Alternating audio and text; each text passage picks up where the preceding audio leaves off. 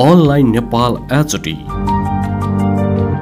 यदि यो युट्युब च्यानललाई सब्स्क्राइब गर्नुभएको छैन भने सब्स्क्राइब गरिहाल्नुहोस् है, नत्र पछि परिएला नि। मोरङको रङ्गोली विराटनगर सडक खण्डको रामचोकबाट करिब 4 किलोमिटर दक्षिणतर्फ लागेपछि पुगिन्छ कमलपुर गाउँ। त्यही गाउँमा उत्तरतर्फ रहेको हनुमान चोकको मध्यभागमा उखुबारी छ। धनपाल स्थित गाउँपालिका 7 मा पर्ने यही ठाउँमा प्रहरीले उत्खनन गरेर 2 जना पुरुषको शव फेला पारेको छ। बुधबार दिउँसो उखु काट्न गएका किसानले भर्खरै खनिएको जस्तो लाग्ने खाल्टो र त्यसमा लतपतिको रगत देखेपछि उखु धनी दिलीप प्रसाद सिंहलाई खबर गरेका थिए। उनीहरूले प्रहरी कन्ट्रोलमा 100 मा फोन गरेर त्यसबारे जानकारी गराएका थिए। खबर पाए लगत्तै जिल्ला प्रहरी कार्यालय मोरङबाट पुगेको टोलीले खाल्डो उत्खनन गर्दा बुधबार राति अन्दाजी 30-35 वर्षको पुरुषको शव फेला परेको थियो। जिल्ला प्रहरी कार्यालय मोरङका प्रमुख एसपी जनार्दन जीसीका अनुसार बुधबार रात परिसकेकाले अर्को खाल्डो बिहिबार खन्ने गरी सुरक्षित राखियो। बिहिबार 30 मिटरको दूरीमा रहेको अर्को खाल्डो उत्खनन गर्दा अर्को शव भेटियो। त्यहाँ त कपडा र कपाल बाहिरैबाट देखिएको थियो। जीसीले भने अर्को खाल्डोमा अन्दाजी 45-50 वर्षको पुरुषको शव थियो। अनुसन्धानको क्रममा शव धरान महानगरपालिका 3 का 49 वर्षीय राजेन्द्र कुमार श्रेष्ठको रहेको खुलेको एसपी जीसीले बताएका छन्। उनका अनुसार निकालिएको शवको साथमा रहेको कागजातका अनुसन्धान गर्दा श्रेष्ठको शनाखत भएको उनको घरमा फोटो पठाएर शनाखत गरिएको छ। बुधबार एउटा शव उठाएको प्रहरीले बिहिबार चाहिँ तालिम प्राप्त कुकुर पनि घटनास्थल ल्याएको थियो। शवसँगै भेटिएको प्रमाण सुँघाएर छाडिएको तालिम प्राप्त कुकुर करिब 700 मिटर दक्षिणतर्फ हिँडेको थियो। स्रोतका अनुसार शव गाडीको स्थान हुँदै निस्किएको कुकुर नहरको डिलदिरै दक्षिणतर्फ गएको थियो। कमलपुर बस्ती नजिकै रहेको कन्भर्टमा पुगेपछि चाहिँ कुकुर ट्र्याक छाडेको थियो। कुकुरले महत्त्वपूर्ण क्ल्यू दिएको छ। अनुसन्धानका लागि यो एउटा महत्त्वपूर्ण माध्यम हो। अनुसन्धानमा संलग्न अधिकृत भन्छन्, बिहिबार भेटिएको शव पहिचान खुलेपछि बुधबार राति खाल्डोमा निकालेको शव पहिचान खुलेको छैन। शवसँगै नुन पनि हालेको कारण अनुहार नचिनिने अवस्थामा छ। शनाखत नभई अनुसन्धानमा प्रहरीलाई जटिलता छ। एक अनुसन्धान अधिकृत भन्छन्, तर दुवै शवको शनाखत नभएको भए समस्या हुन्थ्यो। एकजनाको शनाखत हुनुले पनि अनुसन्धानलाई गति दिएको छ। जीसीका अनुसार दुवै शव गाडेको खाल्डोमा प्रकृति र शव राख्ने तरिका एउटै छ। दुवै शवको घाँटीमा डोरीले बाँधेको जस्तो दाम देखिन्छ। बुधबार भेटिएको प्रहरीको शवको हात बाँधेको छ। दुवै शव गाडेको खाल्डोमा नुन पनि भेटिएको उनले बताएका छन्। शव छिटो सडोस् भन्ने लागि नुन हालेको देखिन्छ। प्रहरी अधिकृत भन्छन्, बुधबार निकालेको शव 10-15 दिन पुरानो जस्तो देखिन्छ। आज निकालेको शव 20-25 दिन पुरानो जस्तो देखिन्छ। प्रहरी स्रोतका अनुसार बिहिबार निकालेको शवको खाल्डोमा माटोले दबेको थियो। खाल्डोभित्र शव हुँडा टेकाएर राखिएको अवस्थामा थियो। प्लास्टिकमा बिरिएको शवको बाहिरबाट कपडा देखिन्थ्यो। बुधबार भेटिएको शवलाई भने अनुहार तल पर्ने गरी राखिएको अवस्थामा निकालेको प्रहरी अधिकृत बताउँछन्। खाल्डो मिलाएर खनिएको छ। सामान्य मान्छेले यस्तो खाल्डो खन्न सक्दैन। प्रहरी स्रोत भन्छ, बिजुलीको पोल राख्नका लागि खने जस्तो गहिरो खाल्डो खनेर शव गाडिएको छ। शव गाडिएको स्थान नजिकै बाँसको भाटा पनि भेटिएको थियो।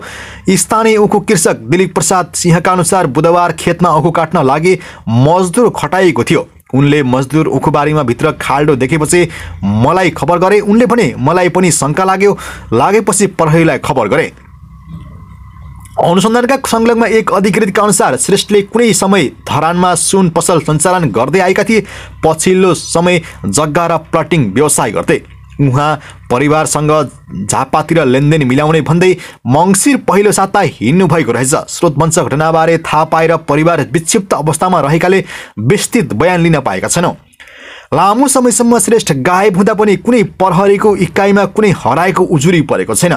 प्रारम्भिक तथ्यका हेर्दा अपहरणमा परेको हुन सक्ने देखिए पनि लामो समयसम्म परिवारले पनि खोजी नगर्नुको कारण पनि प्रहरी खोज तालिसकेको छ। अनुसन्धानमा संलग्न एक अधिकारी चाहिँ लेनदेनको विषयमा कुरा नमिल्दा उनको अपहरणपछि हत्या भएको हुन सक्ने दावी गर्छन्। यद्यपि यो प्रारम्भिक अनुमान हो। विस्तृत अनुसन्धानपछि मात्रै सबै कुरा खुल्छ उनी भन्छन्। स्रोतका अनुसार अहिले प्रहरीले श्रेष्ठको मोबाइलको प्राविधिक अनुसन्धान थालेको छ। प्रहरीले उनको कल डिटेल रेकर्ड मगाएको छ भने बीबीएस टावर आधारमा घटनामा वरपर सक्रिय मोबाइललाई विवरण पनि मगाएको छ। प्राविधिकहरूको पक्ष विश्लेषणबाट पनि महत्त्वपूर्ण सुराग आउने अपेक्षा छ। अनुसन्धान अधिकृत भन्छन् मृत्युको विस्तृत कारण चाहिँ पोस्टमार्टमको प्रतिवेदनबाट खुल्छ। यसैबीच लमजुङमा भूकम्पको धक्का महसुस गरिएको छ। जिल्लाको कुल्हेश्वरथोर गाउँपालिका 1 बागलुङ पानी केन्द्रबिन्दु बनाएर गैराती 10:34 मा 2.5 हेक्टरको स्केलको भूकम्प गएको राष्ट्रिय भूकम्प मापन तथा अनुसन्धान केन्द्रले जानकारी दिएको छ। रातिका समयमा भइसकेको अधिकांश जिल्लावासी सुतेका थिए। भूकम्प सानो भएकाले कतिपयले थाहा पनि नपाएको बताएका छन्।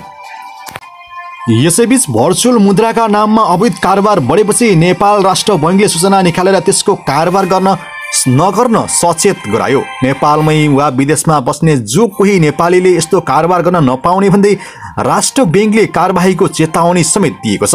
राष्ट्र बैंकले सूचना निकालेको 3 दिनपछि गत मङ्गलबार राजस्व अनुसन्धान विभागले अवैध विदेशी मुद्राको कारोबार गरेको आरोपमा कैलालीका दिनेश खड्का सहित विरुद्ध काठमाडौँ जिल्ला अदालतमा मुद्दा दायर गर्यो। मुद्दा दर्तामा कैलाली लम्कीचुवा 10 स्थायी घर भई हाल काठमाडौँ कालोपुरमा बस्ने दिनेश खड्काले दिदी भगवती, बुबा नरबहादुर खड्का र साथी अनिता धितालसँग मिलेर अवैध कारोबार गरेको र विद्युतीय माध्यमबाट पैसाको आदान प्रदान गरेको उल्लेख गरेको छ।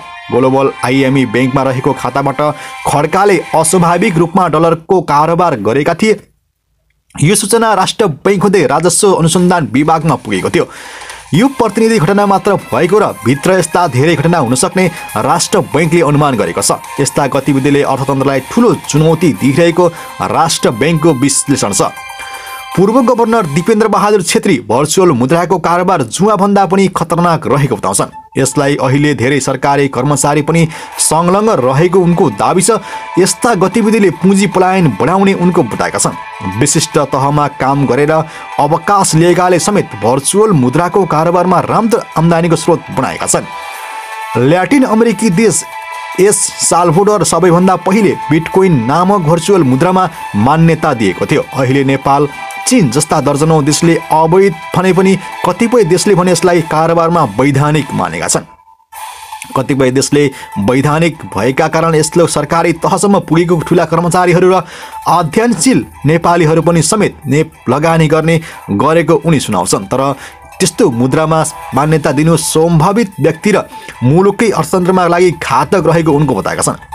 बिटकोइनका प्रयोग विषयमा एकजना पूर्व सचिवले समेत आफूसँग परामर्श लिएको पूर्व गभर्नर छेत्रीले बताउँछन्। तर आफूले जोखिम छ भनेर बुझाइदिएको उनी सुनाउँछन्। 2011 मा $1बाट सुरु भएको बिटकोइनको कारोबार गत अक्टोबर महिनामा प्रति युनिट $66,000 भन्दा बढी थियो। बिटकोइनको मूल्य पछिल्लो केही दिन यता भने लगातार घटिरहेको छ। 2 दिन अगाडि प्रति युनिट $37,320 मा डलरमा अर्थात् 44 लाख रुपैयाँमा झरेको देखिन्थ्यो। अर्थात् अक्टोबर महिनामा किन्नेहरूको अहिले ठूलो रकम गुमाइसकेका छन्। पूर्व गभर्नर छेत्री भन्छन्, यो त जुवा मात्रै होइन, घोर जुवा हो। यसले लोभको लाभको पिलाव अवस्था ल्याउँछ।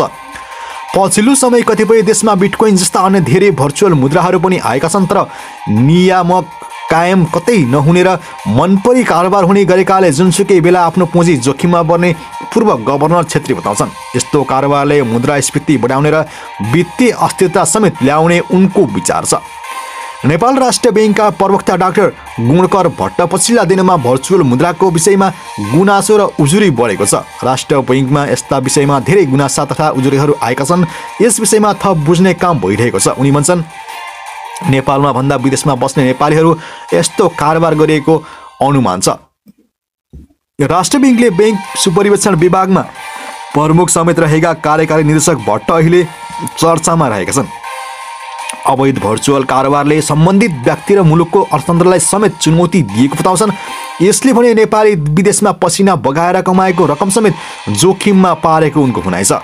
ठूलो रकम कमाउने आशमा यस्ता ठाउँमा पैसा हाल्ने गरेका छन् र तर त्यो जुनसुकै बेला समस्यामा पर्न सक्छ। यसतर्फ सर्वसाधारण सचेत हुने भट्टले भनेका छन्। नेपाल र विदेश जहाँ बसे पनि नेपालीलाई भर्चुअल मुद्रामा लगानी गर्नु कानुनले प्रतिबन्ध लगाएको उनले बताएका छन्। नेपालमा बस्ने भन्दा पनि विदेशमा बस्नेलाई यस्तो मुद्रामा लगानीको चुनौती देखिएको छ। गैर कानुनी क्रियाकलापले अर्थतन्त्रको असर गरिहाल्छ, अहिले यसलाई चुनौतीको रूपमा लिनुपर्छ उनको भनाइ छ। चालु आर्थिक वर्षको सुरुवातसँगै नेपालबाट वैदेशिक रोजगारीमा जाने नेपालीको सङ्ख्या हरेक महिना बढ्दो क्रममा छ। वैदेशिक रोजगारीमा जानेको सङ्ख्या धेरै बढ्दा यसले सकारात्मक असर रेमिट्यान्समा देखिनु पर्ने, तर रेमिट्यान्स भने अहिले महिना ओह्रालो लागिरहेको छ। चालु आर्थिक वर्षमा 5 महिनाको तथ्याङ्क अनुसार रेमिट्यान्स आप्रवास 6.8%ले कमी आई 3 खर्ब 88 अर्ब 85 करोड रुपियाँ खुम्चिएको छ।